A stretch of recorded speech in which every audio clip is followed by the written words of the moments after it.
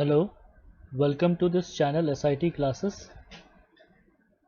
And hello, this is me, Shakti, and I'll be taking your physics class in this channel. If you are new to this channel, please do consider subscribing to this channel. और ये इस video में आज हम देखेंगे vectors का lecture number 3, जहाँ पर हम मल्टीप्लिकेशन ऑफ वेक्टर्स के बारे में जानने की कोशिश करेंगे। इसके इनिशियल वेक्टर्स के लेक्चर नंबर 1 में तुम्हारा बेसिक्स डिस्कस किया गया था वेक्टर का, जिसमें हम वेक्टर इक्वेशंस के बारे में भी बताए थे। ठीक है, कंपोनेंट्स ऑफ वेक्टर के बारे में बताए थे और उनके बारे में आगे डिटेल्स। और लेक्चर का वेक्टर्स का लेक्चर नंबर 2 में हम एडिशन और सब्ट्रैक्शन के बारे में बताए हैं वेक्टर्स के बारे में। ओके, तो और इस लेक्चर में आज हम देखेंगे मल्टीप्लिकेशन ऑफ वेक्टर्स के बारे में। ओके, तो multiplication of a vector, basically तुम्हारा वेक्टर का मल्टीप्लिकेशन जो है वो तुम्हारा दो किस्म का हो सकता है। एक तुम्हारा स्केलर मल्टीप्लिकेशन और दूसरा वेक्टर मल्टीप्लिकेशन।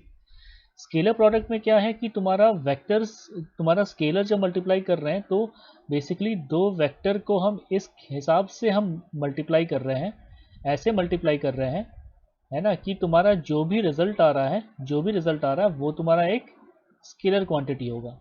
ठीक है, और वेक्टर प्रोडक्ट में क्या है कि दो वेक्टर तुम्हारे ऐसे मल्टीप्लाई हो रहे हैं कि जो भी तुम्हारा रिजल्टेंट होगा वो तुम्हारा एक वेक्टर होगा। तो स्केलर प्रोडक्ट जो है, और इसको ये बोलते हैं डॉट प्रोडक्ट, जिसका डॉट प्रोडक्ट करने पे जो भी तुम्हारा रिजल्टेंट आ रहा है वो एक स्केलर क्वांटिटी होगा। और जो तुम्हारा वेक्टर प्रोडक्ट है, इसको ये भी बोलते हैं तुम्हारा क्रॉस प्रोडक्ट। ठीक है, तो इसको मल्टीप्लाई करने पे जो भी आएगा वो तुम्हारा एक वेक्टर क्वांटिटी होगा।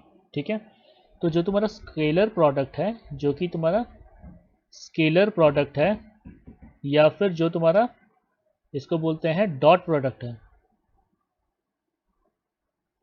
ठीक है, तो इसमें क्या है, बेसिकली इसको ऐसे लिखते हैं, ये तुम्हारा एक वेक्टर है और ये तुम्हारा दूसरा वेक्टर है। इन दोनों के बीच में देखो यहाँ पर एक डॉट बनाया है, this is your dot product का ये तुम्हारा नोटेशन है।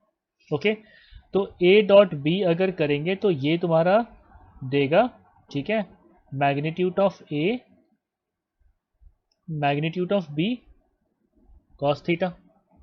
ओके, तो ये जो स्केलर प्रोडक्ट है या फिर डॉट प्रोडक्ट है, उसको अगर करने जाएंगे तो उसका लिखने का तरीका ये है। ओके, और जो तुम्हारा क्रॉस प्रोडक्ट है, ठीक है, या फिर जो तुम्हारा वेक्टर प्रोडक्ट है, उसको लिखने का तरीका कैसे, देखो, A cross B is equal to magnitude of A magnitude of B sign theta. Okay, तो यहाँ पे ये क्रॉस प्रोडक्ट का तुम्हारा सिंबल है, ये क्रॉस प्रोडक्ट का नोटेशन तुम्हारा ऐसे है और डॉट प्रोडक्ट का नोटेशन सिंपली ऐसे। तो बेसिकली क्या, ये डॉट ऑपरेटर, जो ये डॉट प्रोडक्ट का जो ये सिंबल है, ये एक मैथमेटिकल ऑपरेटर है। ठीक है, तो dot represents magnitude of A B cos theta, मतलब इनका मैग्नीट्यूड का प्रोडक्ट इनटू कोसाइन थीटा। वैसे ही क्रॉस भी एक मैथमेटिकल ऑपरेटर है, it represents magnitude of A multiplied by magnitude of B multiplied by sine theta. तो ये तुम्हारा स्केलर और वेक्टर प्रोडक्ट्स का इंट्रोडक्शन था और इनके बारे में डिटेल्स अभी आने वाले कुछ टाइम में हम बताएंगे। Okay, now what happens if a vector is multiplied by a scalar? What happens if a vector is multiplied by a scalar? तो समझ लेते हैं, तुम्हारा मान लो ये एक वेक्टर है, ए वेक्टर, और इसका एक इक्वेशन लिख लेते हैं, 2i cap plus 3j cap plus 5k cap. ठीक है, तो यहाँ पे जल्दी से लिख लेते हैं, इस वेक्टर का मैग्नीट्यूड क्या होगा, that will be equal to under root of 2 का स्क्वायर प्लस 3 का स्क्वायर प्लस 5 का स्क्वायर। तो that will be equal to A vector का magnitude is equal to root के अंदर क्या हो जाएगा, 4 प्लस 9 प्लस 25। ठीक है, तो यहाँ से हम लिख सकते हैं कि ए वेक्टर का जो तुम्हारा मैग्नीट्यूड होगा उसको यहाँ से अगर सॉल्व करें तो क्या हो जाएगा, 38 इक्वल टू 38। ओके, मतलब अंडर रूट ऑफ 38, तो इसको ऐसे ही छोड़ देते हैं। अब मान लो तुम्हारा ये जो ए वेक्टर है इसको एक स्केलर के साथ मल्टीप्लाई करना है, ठीक है। तो एक स्केलर के साथ मल्टीप्लाई करना है, मान लेते हैं ये स्केलर जो है नंबर 2, ठीक है। ये तुम्हारा क्या एक कांस्टेंट है, एक न्यूमेरिक वैल्यू है, तो बेसिकली इसका क्या सिर्फ अमाउंट है, सिर्फ 2 मतलब सिर्फ मैग्नीट्यूड है, इसका कोई डायरेक्शन नहीं है। तो अगर 2 इंटू ए वेक्टर अगर ये करें तो ये बेसिकली क्या हुआ यहाँ पे, scalar is being multiplied, scalar is being multiplied by a vector. तो देखते हैं तुम्हारा क्या होगा। तो 2 इंटू ए वैक्टर जब कर रहे हैं तो बेसिकली 2 इंटू ए वैक्टर का यहाँ पे जो भी एक इक्वेशन है वो लिख लो यहाँ पे, 2i cap plus 3j cap plus 5k cap. तो इसको अगर ब्रैकेट खोल दे तो क्या हो जाएगा, देखो 4i cap plus 9j cap plus 10k cap. और ये जो वेक्टर है ना, लेट्स अज्यूम इस वेक्टर को एक सेपरेट वेक्टर मान लेते हैं, m vector is equal to 4i cap plus 9j cap plus 10k cap. Okay, अब m वेक्टर का मैग्नीट्यूड निकाल करके देखते हैं कितना आता है। m वेक्टर का मैग्नीट्यूड निकाल करके देखें, ठीक है। तो ये तुम्हारा क्या हो जाएगा, under root of 4 square plus 9 square plus 10 square. Okay, तो इसको अगर लिख लें क्या हो जाएगा, will be equal to 16 plus 81 plus 100, ठीक है। तो इसको अगर सॉल्व करके देखें तो क्या आ जाएगा, m vector is equal to 16 9 9 81 और 100, कहीं कुछ गड़बड़ तो नहीं हुआ, 4 9 और 2 5 10।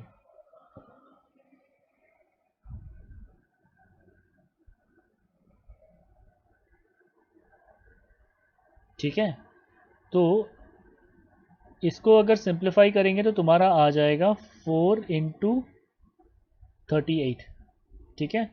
और इसको अगर ये करें तो तुम्हारा आ जाएगा अंडर रूट 38, ठीक है। तो और अंडर रूट 38 जो था वो किसका मैग्नीट्यूड था, ए वेक्टर का मैग्नीट्यूड। तो m वेक्टर का magnitude will be equal to 2 into sorry will be equal to 2 into A vector का मैग्नीट्यूड, ठीक है। तो बेसिकली जिसके साथ जिस स्केलर के साथ मल्टीप्लाई कर रहे हैं वो तुम्हारा क्या कर रहा है, सिंपली उस वेक्टर को का लेंथ तुम्हारा जैसे इस केस में 2 टाइम्स इंक्रीज कर देगा, ठीक है। ओ सॉरी, देखो यहाँ पे 2 2 सा 4, यहाँ पे ये देखो 9 की जगह 2 3 सा 6 होगा ना, यहाँ पे ये तुम्हारा 6 होगा, और 2 5 10, तो यहाँ पे ये देखो ये तुम्हारा 6 होगा, तो ये तुम्हारा यहाँ पे 6 होगा। तो यहाँ पे ये क्या हो जाएगा, 81 की जगह हो जाएगा यहाँ पे 36। ओके, तो व्हेन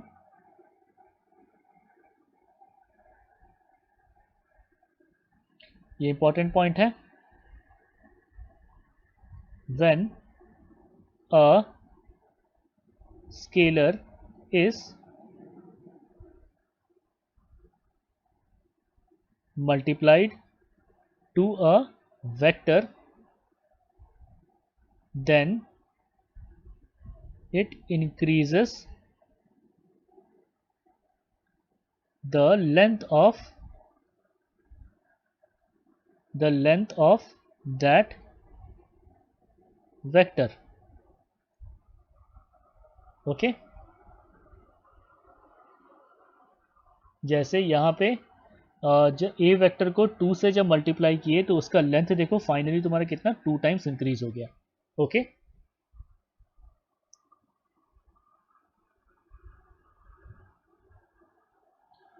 नेक्स्ट जो तुम्हारा डॉट प्रोडक्ट है उसके बारे में डिटेल में थोड़ा समझने की कोशिश करते हैं।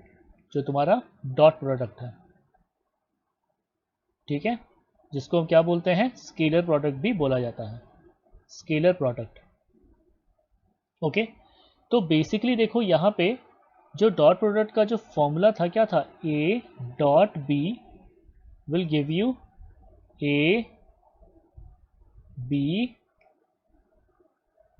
Cos theta.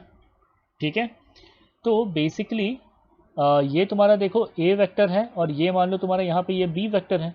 तो अगर यहाँ से एक परपेंडिकुलर ड्रॉप करें तो देखो ये परपेंडिकुलर ड्रॉप करें तो ये पार्ट तुम्हारा यहाँ से लेकर के जो ये लेंथ जो है ये तुम्हारा बी कॉस थीटा के बराबर हो जाएगा, क्योंकि अगर तुम्हारा ये बी वेक्टर है, ओके, और यहाँ पे ऐसा कि ये डॉटेड लाइन है, ये तुम्हारा मान लो थीटा एंगल है, तो इसका जो हॉरिजॉन्टल कंपोनेंट है, बी वेक्टर का जो हॉरिजॉन्टल कंपोनेंट है उसको लिख सकते हैं यहाँ पे बी कॉस थीटा के बराबर। ठीक है, और ये हॉरिजॉन्टल कंपोनेंट और वेक्टर कंपोनेंट के बारे में हम वेक्टर्स का लेक्चर नंबर 1 में हम डिस्क्राइब किए हैं, जिसका लिंक डिस्क्रिप्शन बॉक्स में प्रेजेंट होगा। ओके, तो अगर ये हॉरिजॉन्टल कंपोनेंट ये सब अगर समझ में नहीं आ रहा है तो इसका लेक्चर नंबर 1 देख लो, जिसका लिंक डिस्क्रिप्शन बॉक्स में अवेलेबल है और यहाँ पे कार्ड्स में भी अवेलेबल होगा। तो अगेन ये बी वेक्टर का कंपोनेंट देखो बी कॉस थीटा इस डायरेक्शन में है और इस डायरेक्शन में ए वेक्टर ऑलरेडी है। ठीक है, तो ए वेक्टर के डायरेक्शन में नेट तुम्हारा कितना आ गया है ना, ए वेक्टर के डायरेक्शन में नेट कितना आ गया, और इस डायरेक्शन में देखो यहाँ पे ऐसे करके ए वेक्टर भी है। ठीक है, तो क्या हो जाएगा तुम्हारा ए वेक्टर टाइम्स, और यहाँ पे कितना आया B cos theta, B cos theta, this is what, this is your A dot B. Okay, या फिर सिमिलरली यहाँ पे हम बी वेक्टर का हॉरिजॉन्टल मतलब कंपोनेंट लिए थे, ऐसे ही अगर यहाँ से ए वेक्टर से ऐसे करके ये एक परपेंडिकुलर ड्रॉप करें तो यहाँ पे इस केस में ये पार्ट जो हो गया ये पार्ट हो जाएगा तुम्हारा ए कॉस थीटा, और ए कॉस थीटा किसके अलॉन्ग है, देखो बी वेक्टर के अलॉन्ग है, तो यहाँ पे क्या लिख सकते हैं B times A cos theta, B times A cos theta. ठीक है, और ये तुम्हारा वैल्यू क्या देगा, this basically is equal to A dot B. ठीक है, तो डॉट प्रोडक्ट में हम क्या कर रहे हैं, किसी भी दो वेक्टर का बीच का जो एंगल है, ठीक है, किसी भी दो वेक्टर के बीच का जो एंगल है ए वेक्टर और बी वेक्टर, और इन दोनों के बीच का एंगल थीटा, तो बेसिकली इसका कंपोनेंट हम देखेंगे किसी भी एक वेक्टर के अलॉन्ग, जैसे बी वेक्टर का कंपोनेंट देखे ए वेक्टर के अलॉन्ग में, तो वो हो गया तुम्हारा बी कॉस थीटा, और सिंपली क्या करेंगे A dot B is equal to है ना B cos theta times A, जो कि यहाँ पे प्रेजेंट है। ठीक है, तो लिख सकते हैं तुम्हारा A dot B is equal to A times, जो कि इस डायरेक्शन में हम देख रहे हैं, और इस डायरेक्शन में ए वेक्टर के अलॉन्ग में तुम्हारा यहाँ पे कंपोनेंट कितना है बी कॉस थीटा, तो ए टाइम्स बी कॉस थीटा। ठीक है, या फिर जैसे यहाँ पर ऐसे करके ये देखे थे, तो इस केस में तुम्हारा क्या था, ऐसे करके तुम्हारा यहाँ पे यूं ऐसे करके कुछ बी वेक्टर है ना, और यहाँ पे ऐसे करके कुछ तुम्हारा ए वेक्टर है। इस केस में क्या किए कि यहाँ से ऐसे करके एक परपेंडिकुलर ड्रॉप किए, जो कि ये परपेंडिकुलर हो गया, ये इन दोनों के बीच का एंगल हो गया, तो यहाँ पर ये जो रेस्पेक्टिव लेंथ है ये तुम्हारा हो जाएगा क्या, ए कॉस थीटा। तो बेसिकली यहाँ पे क्या लिख सकते हैं, A dot B is equal to B times, जो कि इस डायरेक्शन में लेंथ है ना, बी टाइम्स, और यहाँ पे कितना लेंथ प्रेजेंट है ए कॉस थीटा, ए कॉस थीटा। ठीक है, तो बेसिकली हम देख सकते हैं कि ए डॉट बी को हम B dot B A cos theta भी लिख सकते हैं, या फिर ए बी कॉस थीटा भी लिख सकते हैं। Okay, so A B cos theta लिखो, या फिर तुम्हारा बी ए कॉस थीटा लिखो, दोनों सेम चीज़ है, बेसिकली क्या है A dot B. Okay, now using this equation, ठीक है, यूजिंग दिस इक्वेशन, ठीक है, कि तुम्हारा मान लो ये जैसे तुम्हारा हो गया यहाँ पे A vector dot B vector, और फॉर्मूला क्या था, magnitude of A magnitude of B cos theta. ठीक है। तो यहाँ पे ठीक है, ये जो डॉट प्रोडक्ट है इसको सॉल्व करने का तरीका देखते हैं। ठीक है, तो अगर मान लो यहाँ पे एक यूनिट वेक्टर ले लेते हैं आई कैप। ठीक है, आई कैप तुम्हारा ये भी क्या एक वेक्टर है जो कि यूनिट वेक्टर है। और ऐसे करके तुम्हारा एक और यूनिट वेक्टर ले लेते हैं जे कैप, ये भी तुम्हारा क्या यूनिट वेक्टर है, एक वेक्टर क्वांटिटी है। ठीक है, अगेन यहाँ पे साइड में लिख लेते हैं I cap represents direction of positive X axis, J cap represents direction of positive Y axis, और K cap represents direction of positive Z axis. तो आई कैप और जे कैप लिए हैं, तो ऐसे में आई कैप डॉट जे कैप करें, ये क्या है यूनिट वेक्टर है। और चूंकि यूनिट वेक्टर है मतलब आई कैप का अगर मैग्नीट्यूड लें तो वो तुम्हारा आएगा 1, क्योंकि ये this is unit vector. Unit vector का डेफिनेशन क्या था, जिसका मैग्नीट्यूड 1 हो। ऐसे ही जे कैप का भी मैग्नीट्यूड 1 होगा, और ऐसे ही के कैप का भी मैग्नीट्यूड 1 होगा। ओके, तो आई डॉट जे अगर करें तो क्या हो जाएगा 1 इंटू 1 कॉस, और आई और जे के बीच में एंगल कितना हो जाएगा, आई क्या है देखो एक्स एक्सिस का डायरेक्शन है, और जे क्या है पॉजिटिव वाई का डायरेक्शन, तो इन दोनों के बीच का एंगल कितना हो गया 90, और हमें पता है cos 90 होता है 0।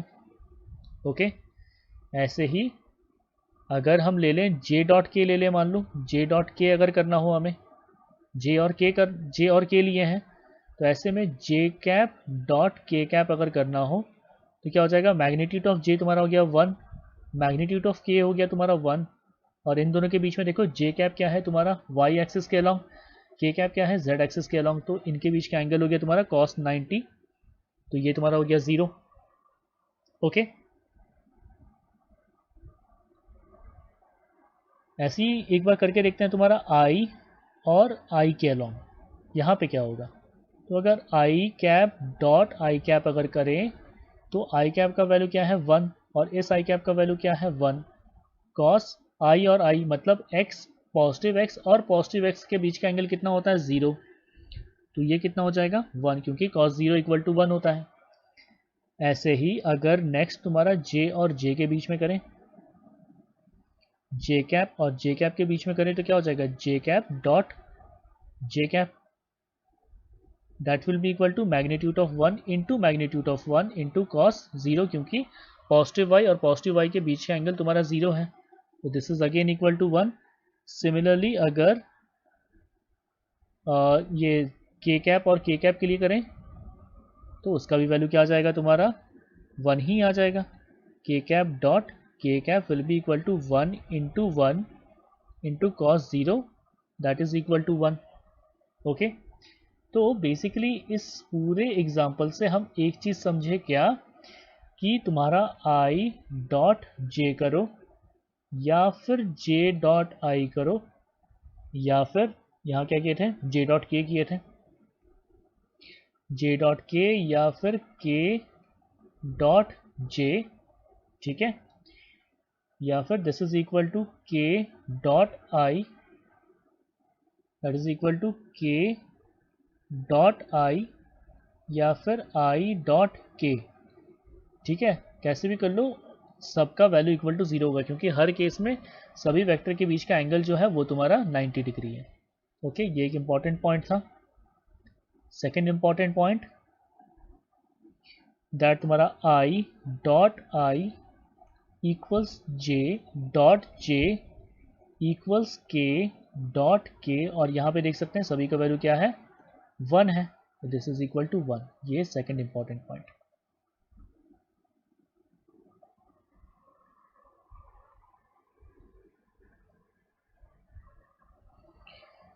ना यूजिंग दिस फॉर्मूला तुम्हारा क्या था, a dot B equals A B cosine theta. इसके मदद से इसको रीअरेंज करके देखो, ऐसे लिख सकते हैं cos theta is equal to a dot B upon magnitude of a और b का प्रोडक्ट, तो basically theta equals cos inverse. ठीक है, cos इनवर्स क्या हो जाएगा a वेक्टर और b वेक्टर का dot product upon magnitude of a vector and magnitude of b vector. Okay, तो देख सकते हो कि तुम्हारा a वेक्टर का इक्वेशन अगर मान लो ये है ए वेक्टर का इक्वेशन अगर मान लो है ए x I cap plus A Y J cap plus A Z के कैप, और ऐसे ही तुम्हारा बी वेक्टर का इक्वेशन है मान लो बी एक्स आई कैप प्लस बी वाई जे कैप प्लस बी जेड के कैप। अब देखो यहाँ से इस मेथड से बेसिकली क्या एंगल बिटवीन टू वेक्टर्स निकाल सकते हैं। ओके, तो ए डॉट बी अगर करना हो, ठीक है, देखो ए डॉट बी अगर करना हो, यहाँ पे क्या किए ए डॉट बी अगर करना हो तो उसको क्या लिख सकते हैं, देखो ए वेक्टर का इक्वेशन और बी वेक्टर का इक्वेशन, ठीक है। इनको लिखने के बाद अगर पूरा ब्रैकेट खोल के मल्टीप्लाई करोगे तो देखो आई कैप जो है वो तुम्हारा आई कैप के साथ मल्टीप्लाई होगा, जे कैप के साथ मल्टीप्लाई होगा और के कैप के साथ मल्टीप्लाई होगा। और अभी थोड़ी देर पहले देखें कि आई और जे का प्रोडक्ट वो तुम्हारा जीरो होगा, आई और के का प्रोडक्ट जीरो होगा, तो क्या रह गया आई और आई रह गया, मतलब A X multiplied by B X. देखो A X multiplied by B X. Similarly J तुम्हारा आई के साथ जो होगा वो जीरो होगा, जे तुम्हारा के साथ जो मल्टीप्लाई होगा वो जीरो होगा, जे जो तुम्हारा जे के साथ मल्टीप्लाई होगा वो रहेगा, तो ए वाई इंटू बी वाई, ए वाई इंटू बी वाई, और सिमिलरली ए जेड इंटू बी जेड। तो बेसिकली अगर जब इसका ये ए वेक्टर का इक्वेशन ये है, बी वेक्टर का इक्वेशन ये है, तो अगर ए डॉट बी अगर करोगे तो वो तुम्हारा हो जाएगा A X B X plus A Y B Y plus A Z B Z, ठीक है। तो अगर तुम्हें कॉस थीटा का वैल्यू निकालना है, ठीक है, कॉस थीटा का वैल्यू निकालना है, तो ऊपर में क्या है A dot B upon magnitude of A and magnitude of B है। ए डॉट बी को क्या लिख सकते हैं, देखो ये लिख सकते हैं जो यहाँ पर लिए लिखा गया, क्या हो जाएगा A X B X plus A Y B Y plus A Z B Z. Denominator में क्या हो जाएगा ए का मैग्नीट्यूड, जिसको लिख सकते हैं तुम्हारा under root of A X square plus A Y square plus A Z square, ठीक है। और b का मैग्नीट्यूड जो कि तुम्हारा हो जाएगा बी एक्स का स्क्वायर प्लस बी वाई का स्क्वायर प्लस बी जेड का स्क्वायर। तो इस इक्वेशन को सॉल्व करोगे तो तुम्हारे पास कॉस थीटा का वैल्यू आ जाएगा। तो basically cos theta is equal to A X B X plus A Y B Y plus A Z B Z upon magnitude of A X square plus A Y square plus A Z square into यहाँ पे magnitude of क्या हो जाएगा B X square plus B Y square plus B Z square. ये by using this formula we can find the angle between two vectors, angle between two vectors. Okay,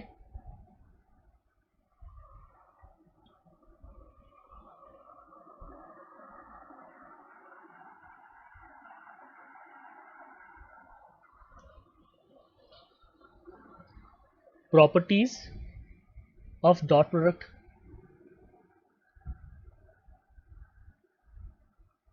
properties of dot product। ओके, तो ये चूंकि तुम्हारा it is always a scalar which is a positive if angle between two vectors is less than 90 degree, ठीक है। तो basically क्या था तुम्हारा A dot B is equal to A B cos theta. तो अगर ये थीटा का वैल्यू लेस देन 90 डिग्री है तो फिर कॉस थीटा तुम्हारा क्या रहता है पॉजिटिव रहेगा। इसलिए तुम्हारा अगर ए और बी जो तुम्हारा वेक्टर्स है वो अगर तुम्हारा थीटा इज लेस देन 90 तो ऐसे में ये जो भी वैल्यू आएगा वो तुम्हारा स्केलर जो रहेगा वो हमेशा पॉजिटिव रहेगा। Negative if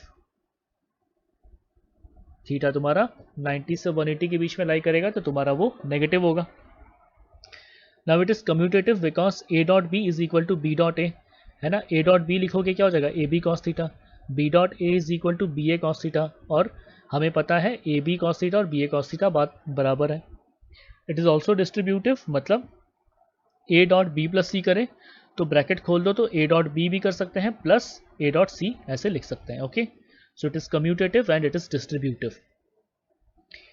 A dot B is equal to A B cos theta, तो angle between them is equal to theta equal to cos inverse A dot B upon magnitude of A and B. ठीक है, तो इस method से basically angle between two vectors निकाला जाता है. ठीक है, और देखो A dot B is equal to क्या था, ए बी कॉस थीटा था, और इसको रीराइट करके ऐसे भी लिख सकते हैं बी ए कॉस थीटा, बात बराबर है. ओके, और ज्योमेट्रिकली तुम्हारा क्या है, geometrically basically A dot B जो करके ए बी कॉस थीटा करते हैं, तो ज्योमेट्रिकली क्या है, इसका कंपोनेंट लेकर के ए वेक्टर के अलॉन्ग कितना है तो उसका उतना A times B cos theta कर देते हैं, that is your A dot B cos theta. ठीक है, इसको थोड़ी देर पहले ही हम एक्सप्लेन किए हैं.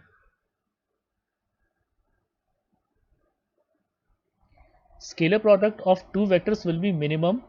ठीक है, scalar product will be minimum. ठीक है, वो तुम्हारा कब होगा, for theta equal to sorry it will be maximum for when cos theta is equal to maximum, और वो वैल्यू कब है, थीटा इक्वल टू 0 डिग्री पे.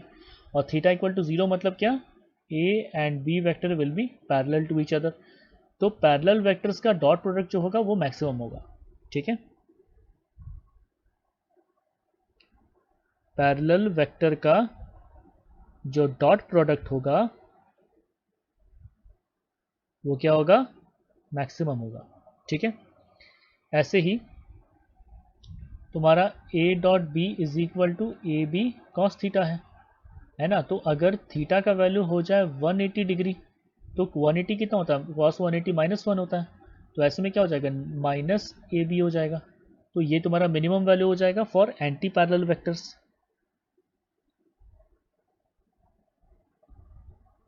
एंटी पैरेलल वेक्टर का जो डॉट प्रोडक्ट है वो तुम्हारा हो जाएगा मिनिमम.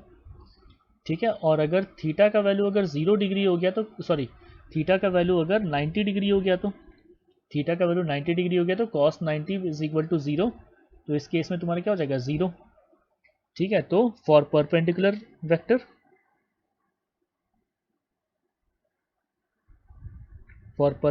वेक्टर तुम्हारा डॉट प्रोडक्ट जो होगा वो तुम्हारा आएगा 0.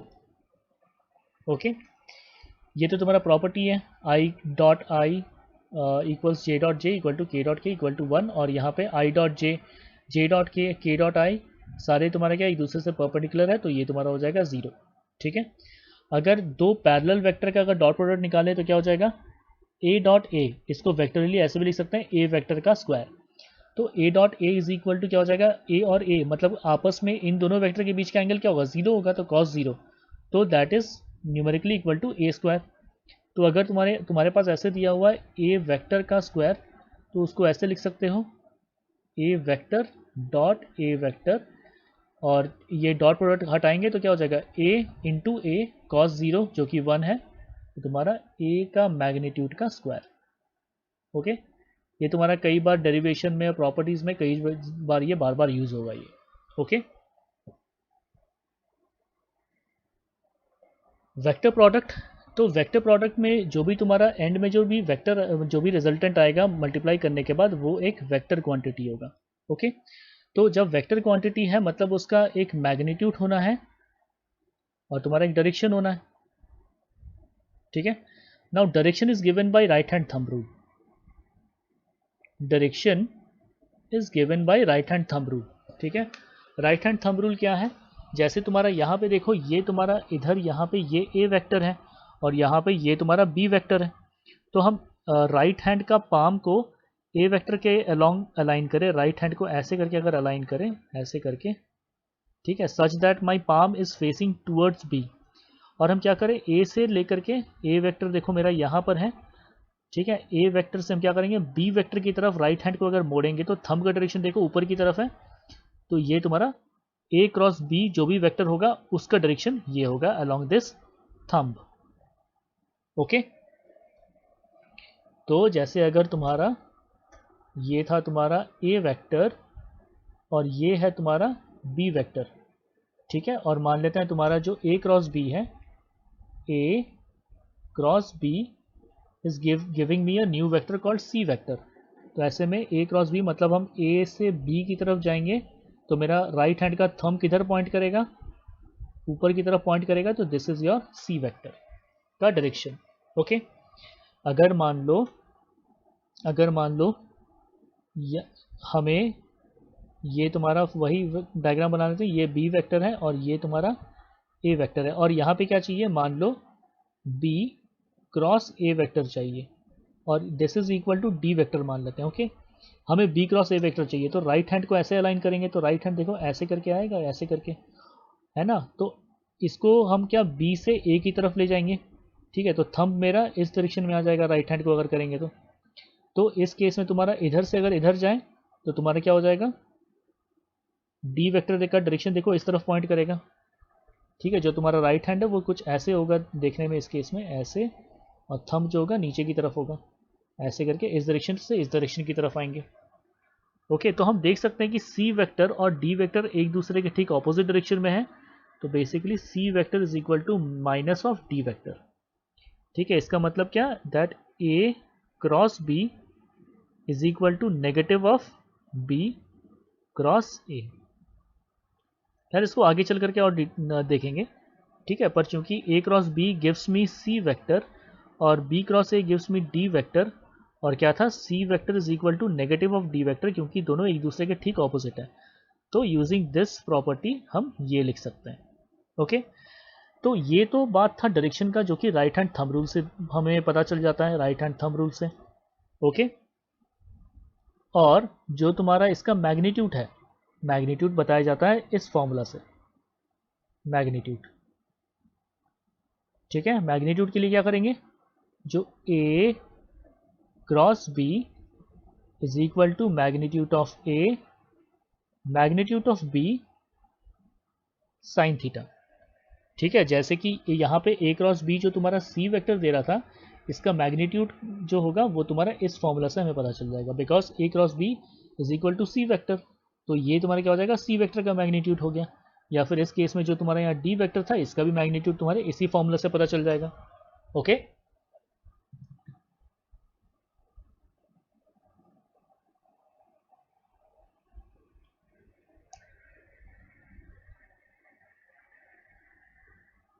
नाउ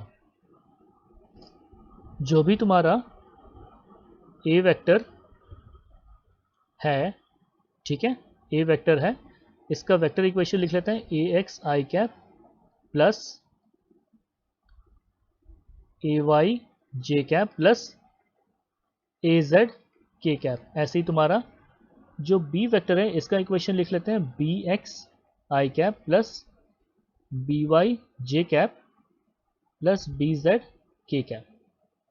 तो जब हमें ए क्रॉस बी अगर सॉल्व करना हो, ए क्रॉस बी सॉल्व करना हो, ठीक है, तो यहाँ पे जब ये क्रॉस प्रोडक्ट इन्वॉल्व हो रहा है, तो इसको सॉल्व करने का एक शॉर्टकट तरीका है, ठीक है। एक लेंदी प्रोसेस है, वो बहुत ज़्यादा लेंदी है, इसलिए फिलहाल अभी यहाँ पे हम डिस्कस नहीं कर रहे हैं।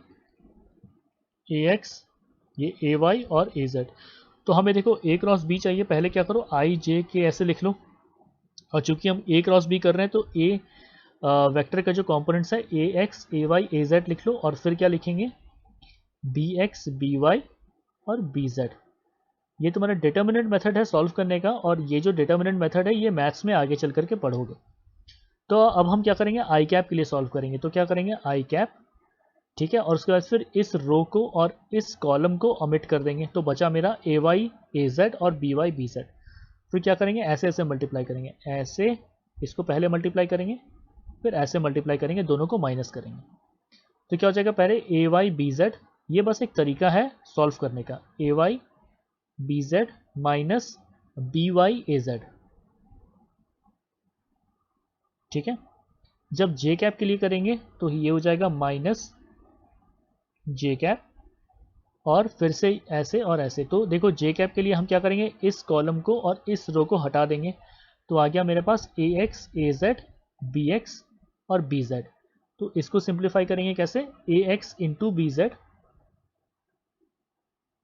देखो ऐसे मल्टीप्लाई किए, A X into B Z minus of B X into A Z, minus B X into A Z.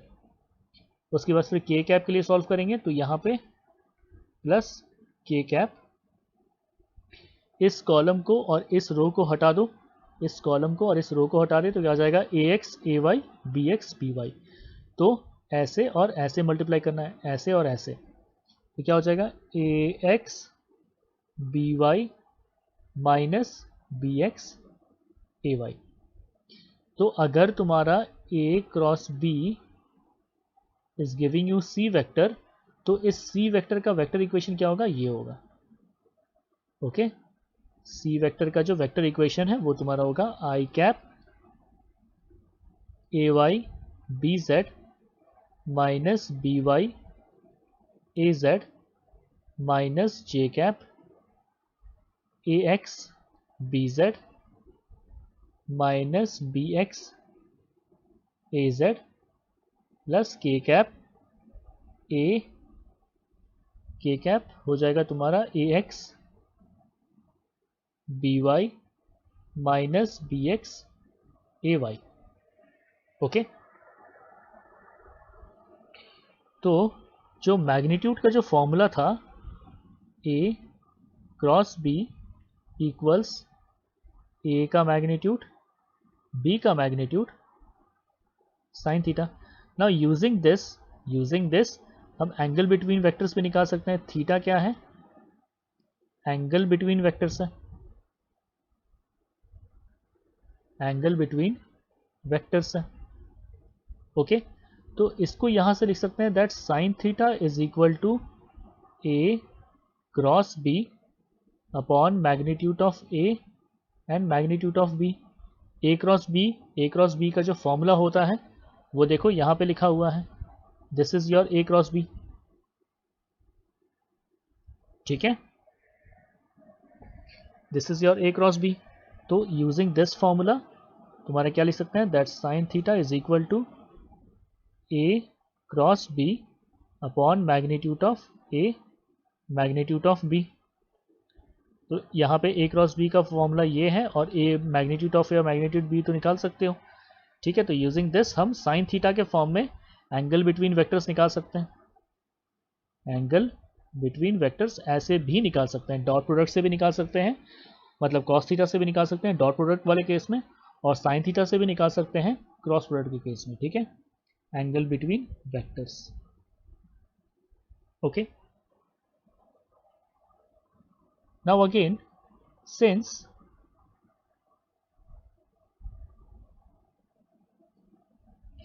since A cross B gives magnitude of A, magnitude of B and sin theta, तो अब यहाँ पे short में लिख लेते हैं ऐसे करके छोटा सा।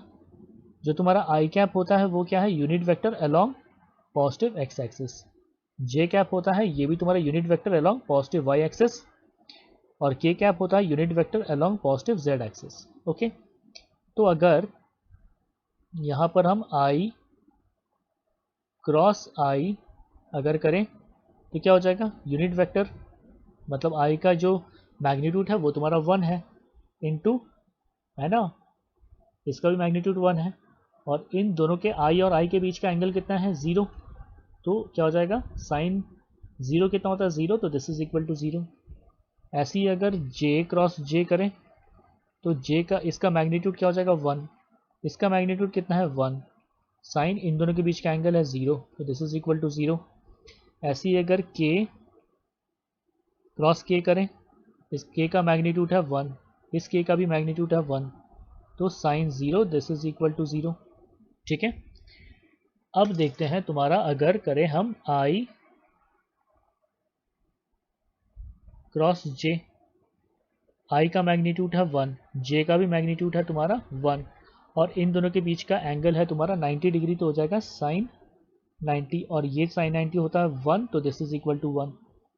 ऐसे ही अगर तुम्हारा जे क्रॉस के करें तो इनका भी मैग्नीट्यूड देखो 1 इंटू 1 साइन, इन दोनों के बीच का एंगल है 90 डिग्री, तो ये हो गया 90, दिस इज इक्वल टू 1। ऐसे ही अगर तुम्हारा के क्रॉस जे करें तो तुम्हारा हो जाएगा 1 इंटू साइन 90, और इन दोनों के बीच का एंगल 90 है, तो इसलिए यहाँ theta 90, this is again equal to 1। ठीक है, तो तुम्हारा i cross i equals j cross j equals k cross k equals क्या हो जाएगा 0। ठीक है, और अगर वेक्टरली करके देखें, अगर यहाँ पे तुम्हारा ऐसे करके ये पॉजिटिव एक्स एक्सिस है, ठीक है, और ये तो मैग्नीट्यूड के टर्म्स में था, ये तो मैग्नीट्यूड के टर्म्स में था कि अगर हम i क्रॉस j करें या फिर j क्रॉस k करें या फिर k क्रॉस j करें, k क्रॉस i करें, तो ऑल सबका वैल्यू तुम्हारा 1 आएगा अगर मैग्नीट्यूड निकालने जाएं। ओके, तो अगर ये तुम्हारा x एक्सिस है और ये तुम्हारा y एक्सिस है और ये तुम्हारा मान लो z एक्सिस है, तो पॉजिटिव x एक्सिस के डायरेक्शन के अलॉन्ग तुम्हारा क्या है, यहाँ पे i कैप है। पॉजिटिव y एक्सिस के अलॉन्ग तुम्हारा यहाँ पे क्या है, j कैप है। और पॉजिटिव z एक्सिस के अलॉन्ग यहाँ पे क्या है, k कैप है। तो i क्रॉस j अगर करो, i इधर है, j इधर है और j इधर है, तो i क्रॉस j करेंगे तो मेरा क्या आएगा, k आएगा। i से लेकर के राइट हैंड को j की तरफ ले जाओ तो लिख सकते हैं तुम्हारा i cross j gives you k। ऐसे ही अगर j क्रॉस k करें, j वेक्टर देखो तुम्हारा इधर है, इस तरफ j कैप है और इस तरफ तुम्हारा k कैप है। j से लेके अगर k की तरफ जाएं तो क्या आ जाएगा, देखो इस डायरेक्शन में तुम्हारा राइट हैंड मतलब थंब जाएगा, तो ये कौन सा डायरेक्शन है, i के अलॉन्ग है, तो लिख सकते हो तुम्हारा j cross k is equal to i cap. ठीक है,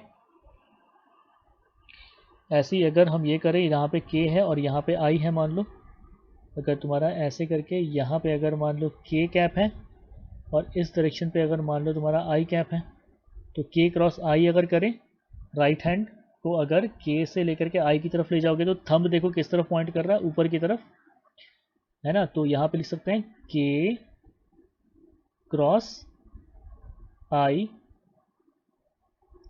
इक्वल्स j कैप। तो ये जो है ये बहुत ही इंपॉर्टेंट प्रॉपर्टी है, इसे हमेशा याद रखो। ठीक है, ये बहुत ही इंपॉर्टेंट प्रॉपर्टी है। और इसको शॉर्टकट में याद लिखने का एक तरीका देखो कैसा है, सॉरी ऐसे लिखो, ये तुम्हारा हो गया आई कैप, ऐसे लिखो आई कैप, फिर यहाँ लिखो जे कैप और यहाँ लिख लो तुम फिर के कैप। अब देखो आई क्रॉस जे करेंगे, आई से लेके जे की तरफ जाएंगे तो क्या आएगा, के आएगा, देखो के आया। जे क्रॉस के करेंगे तो क्या आ जाएगा, आई आएगा, देखो जे क्रॉस के करने पे आई आ रहा है। और ऐसे अगर के क्रॉस आई करेंगे, के क्रॉस आई करेंगे तो क्या आएगा, देखो जे, के क्रॉस आई करेंगे जे। तो क्लॉकवाइज फैशन में ऐसे लिख लो आई जे के और उसके बाद फिर ऐसे करके क्रॉस प्रोडक्ट करते रहो।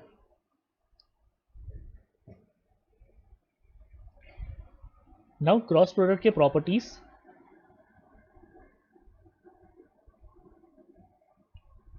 Properties of vector product, properties of vector product. तो इसमें देखो कि तुम्हारा a cross b is not equal to b cross a, क्यों, क्योंकि अगर तुम्हारा a cross b equal to c vector दे रहा है तो b क्रॉस a जो था इस वेक्टर का ठीक ऑपोजिट देगा, that is equal to minus C vector, मतलब ये दोनों इक्वल नहीं है। ठीक है, प्रिसाइसली इसको हम कैसे लिख सकते हैं, इस इक्वेशन को ऐसे लिख सकते हैं, a cross b equal to L H, मतलब इसका आर एच एस और इसका आर एच एस को इक्वेट करो तो हो जाएगा माइनस b क्रॉस a। ठीक है, so a cross b is not equal to b cross a, it will be equal to negative of ये। ठीक है, now a cross b is equal to a cross b का magnitude is equal to b cross a का magnitude. ठीक है, that is equal to A B sign theta. ठीक है, इन दोनों का मैग्नीट्यूड देखो, इसका मैग्नीट्यूड तुम्हारा क्या सी वेक्टर का मैग्नीट्यूड के बराबर हो जाएगा जो कि पॉजिटिव क्वांटिटी है। b cross a is equal to minus C vector, इसका मैग्नीट्यूड क्या हो जाएगा, ये भी पॉजिटिव क्वांटिटी, वो भी सेम वही रहेगा। तो देखो इनका मैग्नीट्यूड तुम्हारा सेम है। a क्रॉस b प्लस सी को ऐसे स्प्लिट करके लिख सकते हैं, a cross b plus a cross c, ऐसे लिख सकते हैं, ये लिखने का तरीका है। Okay, because vector product is distributive in nature. ठीक है, now a cross b is equal to A B sign theta, a cross b equals A B sign theta. इसका मैक्सिमम वैल्यू कब पॉसिबल है, जब साइन थीटा का maximum value हो, और वो कब पॉसिबल है, थीटा इक्वल्स 90 डिग्री पे। ठीक है, तो मैक्सिमम वैल्यू क्या हो जाएगा, थीटा 90 पे तुम्हारा 1 हो गया, तो product of A and B. ठीक है, और ऐसे ही फॉर थीटा इक्वल्स 0 डिग्री या फिर 180 डिग्री पे साइन थीटा क्या हो जाएगा, तुम्हारा हो जाएगा सीधा 0, सीधा 0 हो जाएगा। तो ऐसे में इनका जो क्रॉस प्रोडक्ट होगा वो तुम्हारा हो जाएगा, देखो 0। ठीक है,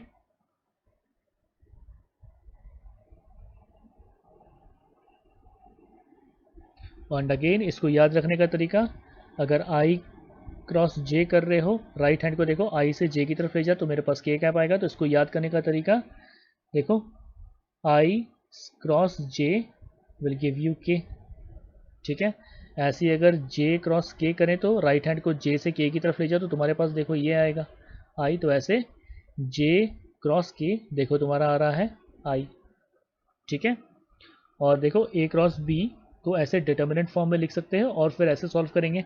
आई कैप के लिए सॉल्व करना हो तो इस रो को और इस कॉलम को ओमिट कर दो।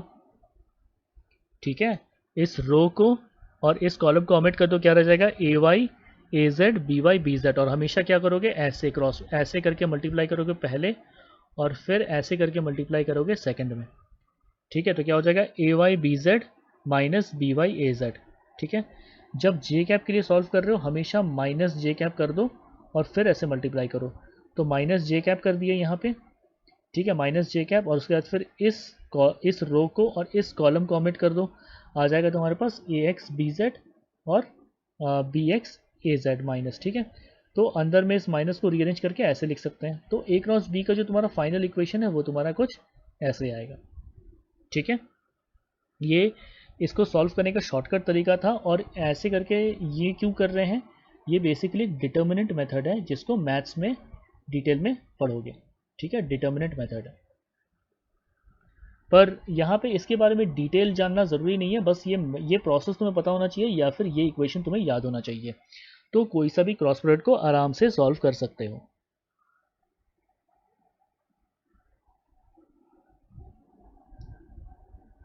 Okay, that is it for today, thank you for today's class. अब तुम्हारे इस लेक्चर के बेसिस पे, इस वीडियो के बेसिस पे तुम्हारा एक टेस्ट है जिस प्रिपेयर किया गया है, जिसका लिंक डिस्क्रिप्शन बॉक्स में अवेलेबल है। लिंक डिस्क्रिप्शन बॉक्स में अवेलेबल है, इसे फ्री में अपीयर कर सकते हो ताकि तुम्हें समझ में आए कि इस लेक्चर के बेसिस पे तुम्हें कितना क्या समझ में आया। ओके, अब नेक्स्ट आने वाले लेक्चर्स में हम वेक्टर्स से रिलेटेड कई सारे क्वेश्चंस को सॉल्व करके अपडेट करते रहेंगे। तो वेक्टर्स का जो तुम्हारा प्लेलिस्ट है उसको देखते रहो, वेक्टर्स का जो प्लेलिस्ट है उसे देखते रहो, वहाँ पर हम अपडेट कर दिया करेंगे। ठीक है, जो तुम्हारे सॉल्व्ड क्वेश्चंस हैं, थ्योरी में ज़्यादा कुछ नहीं था। ठीक है, थ्योरी में ज़्यादा कुछ नहीं था, यही सब है इंपॉर्टेंट बेसिक पॉइंट्स। इतना जान लो तो वेक्टर्स चैप्टर तुम्हारा क्लियर हो जाएगा, और इससे रिलेटेड जो आगे चैप्टर्स आने वाले हैं वो भी हो जाएगा। ओके, तो do considering subscribing to this channel. Hello again, my name is Shakti and I have graduated from IIT Kharagpur, और पिछले 5-6 सालों से मैं स्टूडेंट्स को फिज़िक्स पढ़ा रहा हूँ for their competition examination preparation. और इस चैनल में मैं फ्री में लेक्चर्स, स्टडी नोट्स और टेस्ट प्रोवाइड कर रहे हैं, और इन सभी के लिंक्स जो है वो तुम्हें डिस्क्रिप्शन बॉक्स में सभी के लिंक्स तुम्हें मिल जाएंगे। Okay, so do considering subscribing to this channel, ताकि जब भी हम कुछ नया टेस्ट या फिर लेक्चर या फिर नोट पोस्ट करें तो तुम्हें इंस्टेंटली नोटिफिकेशन मिल जाए। Okay, thank you again class.